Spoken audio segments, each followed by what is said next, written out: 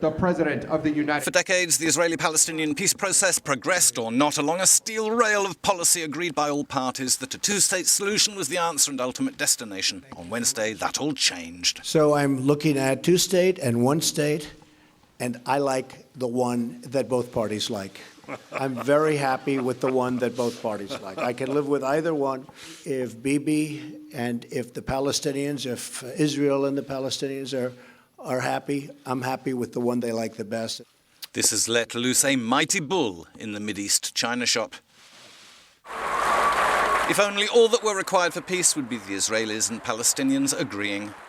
In 1988, Yasser Arafat proclaimed a Palestinian state for the first time, evoking a two-state solution in itself implicit recognition of the State of Israel.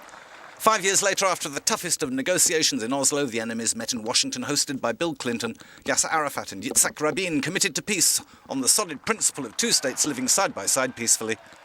This became official US, UN, Israeli and Palestinian policy. Now that unity is broken. In Ramallah, Saeb Erekat, who is at the heart of the negotiations, is furious. What Netanyahu is thinking about, the one state, two systems, the military government imposed on Palestinians is apartheid. This is not doable in the 21st century. The Palestinians' situation on the ground has, however, changed radically since 1967. Today, although Gaza is still entirely Palestinian, the West Bank is sausage-sliced into 3 zones. Zone A, only 20% of the territory, holds 50% of the population, entirely under Palestinian control. Zone B is another 20% of the land with 40% of the population. While the Palestinians exercise civil control, the Israelis insist on sharing military responsibility.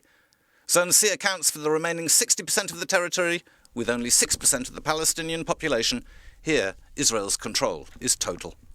Years of colonization policies have ensured the Palestinians have lost a lot of land. So a two-state solution today would leave one tiny and scattered unviable in the opinion of many, and with what frontiers exactly? The alternative unitary binational state remains just an idea on paper. Would Palestinians have the same rights as Jews in a greater Israel, with both democratic and demographic effects in mind? Israel right now favours the status quo. The Palestinians lose out either way.